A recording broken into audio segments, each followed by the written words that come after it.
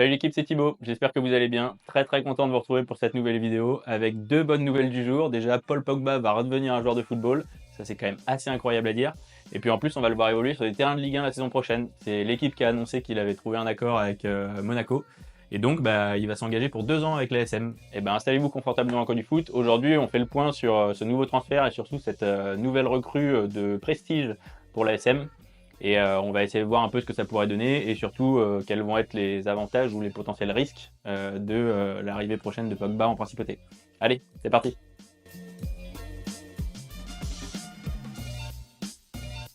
Juste avant de commencer les gars, surtout si jamais vous voulez soutenir la chaîne et que vous voulez pas rater les prochaines vidéos au coin du foot, n'hésitez pas à vous abonner. Bon, déjà, il faut le dire, rien que d'un point de vue prestige, le transfert c'est un très gros coup et c'est une très grosse annonce pour l'ASM et pour la Ligue 1. C'est le premier, entre guillemets, gros transfert et la première grosse arrivée dans le championnat de France pour la saison prochaine. Et franchement, déjà il y a des choses à dire, mais dans un premier temps, c'est quand même une vraie bonne nouvelle d'avoir une figure comme ça qui arrive dans le championnat, quand bien même, évidemment on va en parler, il y a pas mal de points négatifs et le joueur en lui-même, on ne sait pas encore ce qu'il vaut parce que ça fait 3 ans qu'il n'a pas joué, etc. Mais déjà, voir un joueur comme ça arriver sur le championnat de France, ça fait du bien. Bon, si on fait un petit point sur Pogba, déjà, c'est un joueur qui n'a pas joué depuis 3 ans, suspendu depuis 2 ans, mais même l'année d'avant, il était quasiment tout le temps blessé. Si on remonte l'année d'avant encore, donc il y a 4 ans, il avait fait une saison à 1000 minutes, je crois, environ, donc ça fait très longtemps qu'il n'a pas fait une saison pleine, et en fait, ça fait très longtemps que c'est pas un joueur de très haut niveau. Ça, c'est la première chose à dire sur Pogba. Bon, après, quand bien même il n'a pas joué depuis longtemps, il était quand même disponible depuis mars, puisqu'il avait purgé sa suspension, et qu'en mars, il pouvait reprendre un club, et il s'est quand même pas précipité. Ce qui montre un peu qu'il avait un vrai objectif de retrouver un club ambitieux qui puisse lui permettre de retrouver le haut niveau et a priori de retrouver l'équipe de France, parce que c'est un peu ce qu'il a annoncé, c'est son objectif de retrouver l'équipe de France et de jouer la Coupe du Monde 2026. Donc bon, c'est un objectif très élevé, surtout à l'heure actuelle où en fait on ne connaît pas encore le niveau du joueur, on ne sait pas s'il sera capable de retrouver ses sensations, de retrouver son prime entre guillemets. Voilà, ça c'est une vraie interrogation, mais du point de vue motivation, ça c'est clair qu'on peut voir qu'il a vraiment des ambitions et il a envie de regravir un peu les échelons et retrouver un très haut niveau assez rapidement. Et donc ça, quand on sait ça, quand on a suivi un peu ça de lui et qu'on a vu un peu ce qu'il pouvait dire par rapport à ses objectifs, finalement, le voir refuser des opportunités comme la MLS ou l'Arabie Saoudite, c'est pas si étonnant. Après, la question c'était quel club allait vouloir de lui quand même pour lui proposer un vrai challenge et surtout un challenge avec du haut niveau. À part Monaco, déjà, je pense qu'il n'y a pas grand monde qui lui a fait une proposition. Donc ça, c'est la première chose. Et heureusement, entre guillemets, il a eu quand même Monaco parce que je pense que Monaco regroupe un peu tous ses objectifs, c'est-à-dire que déjà, il va pouvoir retrouver un championnat compétitif, la Ligue 1. Il va pouvoir retrouver potentiellement le très haut niveau avec la Ligue des Champions.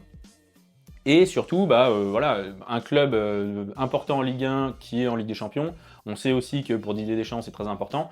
Donc ça, là-dessus, ça coche un peu toutes les cases pour réussir potentiellement son comeback et arriver potentiellement à remplir tous ses objectifs. Ça, c'est la première chose. Après, Monaco, pour lui, c'est tout bénef, hein, parce que il arrive quand même dans un environnement assez calme. Hein. Je veux dire, Monaco, c'est un grand club du championnat de Ligue 1, mais c'est pas un club qui a vraiment une grosse pression médiatique, comme ça peut être par exemple à Marseille. D'ailleurs, il avait été annoncé pendant plusieurs mois à Marseille.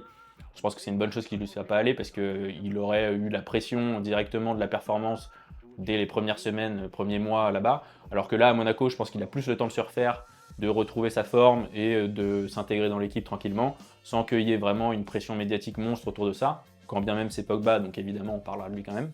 Mais ça, je pense que c'est un vrai bon choix. Et puis après, il y a le cadre de vie aussi. Je pense que c'est un cadre de vie un peu idéal pour lui, pour sa famille, pour être aussi au calme par rapport à tous les problèmes qu'il a pu avoir récemment, que ce soit le dopage, mais que ce soit aussi ses affaires judiciaires, etc.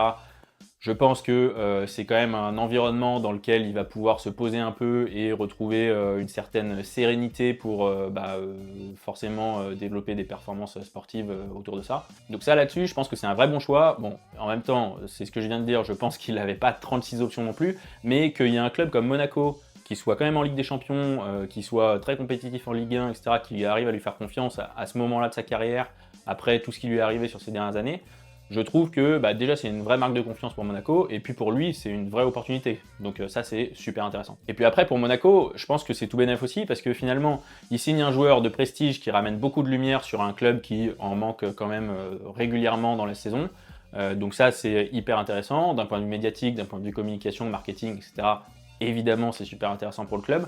Et après, globalement, ils n'ont pas grand-chose à perdre parce que je pense que d'un point de vue financier, alors les détails du contrat n'ont pas fuité, donc on n'a pas d'informations là-dessus, mais je pense de toute façon que Monaco a quand même les moyens de se payer Pogba. Il faut se rappeler que évidemment eux, ils ont un régime fiscal qui est un peu facilité avec, des options globalement pour pouvoir signer des joueurs à très gros salaires parce que la fiscalité est un peu différente par rapport aux autres clubs français. Bon, ils n'ont pas grand-chose à perdre. Au pire, dans le pire des scénarios, je pense que Pogba fait 10 matchs en 2 ans, il n'arrive pas à retrouver son niveau, etc. Bon, ça aura fait un bon coup de com' et on l'aura vu un petit peu en Ligue 1, on se sera amusé, mais bon, ça sera un échec sportif, c'est sûr, mais je pense que de toute façon, ça ne sera pas très engageant. Et au mieux, il retrouve un très bon niveau, il intègre l'équipe première. Il peut encadrer les jeunes puisque c'est une équipe quand même qui est assez jeune et qui a besoin d'un peu d'expérience. Donc c'est un profil quand même assez idéal par rapport à l'équipe qu'on a de l'ASM en ce moment. Donc finalement ça peut être une vraie bonne pioche. Et même dans le cas où finalement il se referait pas beaucoup, il n'arriverait pas trop à intégrer la rotation dans le club, etc. Il a quand même une certaine expérience, il a une vraie aura et je pense qu'il est vraiment écouté des jeunes parce que Pogba, ça représente quelque chose quand même pour les jeunes aujourd'hui. Voilà, il a une vraie carrière, il a un vrai passé en équipe de France, etc. Il est quand même un peu idolâtré de beaucoup de jeunes. Et donc, quand bien même il n'arriverait pas à se faire vraiment une place dans l'équipe, je pense que son expérience, son discours, etc. auprès de l'équipe peut quand même aider. Donc finalement là-dessus, aussi bien pour Pogba que pour Monaco, c'est un peu le mariage parfait a priori parce que on n'a pas énormément de risques et on a potentiellement beaucoup de bénéfices à venir si jamais Pogba arrive à se refaire. Après, pour les fans, c'est génial de pouvoir le voir en Ligue 1 parce que forcément, il y a une histoire qui s'est jamais écrite parce qu'il est parti très tôt du Havre pour signer à Manchester. Donc nous, on l'a jamais vu vraiment jouer en Ligue 1. Donc ça, c'est aussi un truc qui est vachement sympa d'avoir un peu une nouvelle histoire avec lui dans le championnat de France, c'est quand même assez chouette. Puis tu as un peu la carotte qu'on te met devant le nez, si jamais vraiment il arrive à retrouver un haut niveau, il pourrait revenir en équipe de France et faire la Coupe du Monde 2026. Et ça, honnêtement, voir Pogba en équipe de France pour la Coupe du Monde, bon, ça serait un vrai kiff parce que déjà Pogba en équipe de France, c'est quand même un joueur de tournoi. Hein. Globalement, c'est vraiment en équipe de France qu'il a fait ses plus grandes classes et qu'il a fait ses plus grands moments. Le Pogba Prime, hein, c'est l'équipe de France, c'est clair. Hein. Donc ça, bon, le revoir en Coupe du Monde, ça serait vraiment un truc. En plus, au milieu de terrain, en équipe de France, dernièrement, honnêtement, c'est pas non plus la folie. Bon, faut quand même un Pogba à très haut niveau pour qu'il puisse revenir en équipe de France. Hein.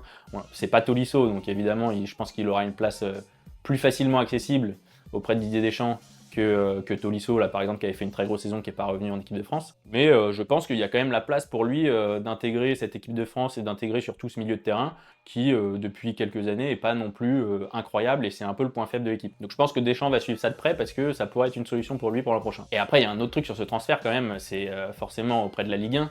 C'est ultra intéressant pour eux. Il faut rappeler que la Ligue 1, quand même, actuellement, on ne sait pas encore où et comment on va pouvoir regarder le championnat de France en septembre. Hein. Enfin même en août d'ailleurs. Donc on est quand même un peu dans la certitude là-dessus. Il y a un peu toute la refonte autour de la LFP, autour de la chaîne de la Ligue 1 à développer, de qui sera le diffuseur, Canal, pas Canal, etc. Donc il y a un vrai flou là-dessus. Et donc avoir un peu un joueur iconique comme ça qui arrive dans le championnat de France, ça fait quand même du bien parce que il n'avait pas non plus 36 options, il n'avait pas beaucoup de choix, mais au moins ça démontre que tu peux avoir des joueurs un peu comme ça qui peuvent revenir et qui peuvent mettre en avant forcément le championnat, parce que Pogba c'est un joueur très très suivi et évidemment même à l'étranger on va suivre un peu ce qui va se passer du côté de l'ASM à ce niveau-là. Donc voilà, ça c'est une vraie bonne nouvelle aussi pour le championnat. Donc bon, là l'équipe disait que de toute façon il n'allait pas rejoindre l'ASM tout de suite, il allait peut-être potentiellement intégrer l'équipe début juillet avec l'arrivée des internationaux. On a vu qu'il était quand même plutôt en forme, donc faut voir un peu s'il va pouvoir bien enchaîner la préparation estivale, mais il a l'air plutôt dans les bonnes dispositions pour refaire une préparation complète qu'il n'a pas fait, faut le rappeler, depuis plus de 3 ans. Et après, retrouver le rythme de la compétition, l'enchaînement des matchs, etc. Ça, je pense que ça va pas être pour tout de suite. Hein. A priori, on pourra vraiment le voir à un bon niveau d'ici 3-4 mois, mais pas avant. Mais après, si jamais il arrive vraiment à retrouver le rythme, le voir intégrer l'équipe, dans quelle disposition, dans quelle mesure il pourrait s'intégrer dans l'équipe.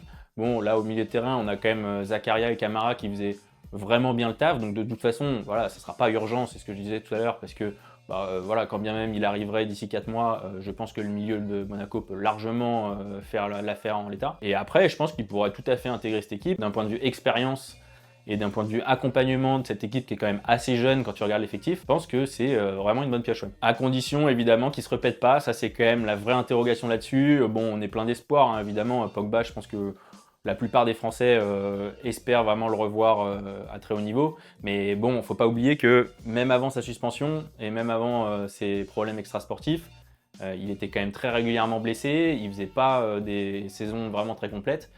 Après, peut-être que c'était aussi des blessures dues à l'enchaînement des matchs qui se traînaient, qu'il n'arrive pas à récupérer, etc. Et là, peut-être que finalement, avec une grosse coupure comme ça, bah, son corps a réussi à se régénérer et que finalement, il va pouvoir se repréparer assez rapidement et ne pas avoir ces potentielles blessures qu'il avait avant. Mais c'est une vraie interrogation. Ça pourrait aussi être tout à fait l'inverse et finalement, on verra assez rapidement que bah, il n'a plus le physique pour vraiment suivre tout ça. Donc voilà, on attend de voir un peu tout ça, mais en tout cas, c'est vraiment un peu le transfert frisson là, de ce mois de juin pour le championnat de France. L'ASM, quand même, il commence fort, hein, parce que Eric Dayer avant, c'était déjà une belle signature. Pogba là, et puis bon, il y a quand même Ansu Fati qui est un peu dans les papiers. Honnêtement, c'est assez clinquant, c'est assez intéressant. Ça donne envie de voir, ça donne envie de voir. Donc on va suivre ça avec intérêt. Puis pour notre pioche nationale, bah voilà, on attend de voir aussi, ça va être super sympa de le retrouver en tant que joueur, et puis surtout de le retrouver en Ligue 1, et de pouvoir le suivre d'un peu plus près, un peu plus régulièrement. Et bah, je pense que de toute façon, ouais, voilà, hein, on aura des débats assez animés autour de ça, que ce soit positif ou négatif, je pense qu'il va faire parler cette année. Donc super content de le retrouver et de le voir avec le maillot de l'ASM, je pense que c'est une bonne pioche pour les deux. Et c'est vraiment un mariage parfait. Et ben voilà les gars, surtout n'hésitez pas à me dire un peu ce que vous pensez de ce transfert, si ça vous chauffe de revoir Pogba en Ligue 1 et surtout avec le maillot de l'ASM, ou si au contraire vous êtes plutôt réticent à cette idée-là ou que vous croyez pas du tout à un joli comeback de la pioche. Et puis sinon, on se dit à très bientôt pour une nouvelle vidéo au coin du foot. Il va y avoir quand même quelques infos autour de l'OL et de la DNCG, je pense. On va essayer de suivre ça de près. Et puis voilà, portez-vous bien et à plus. Ciao.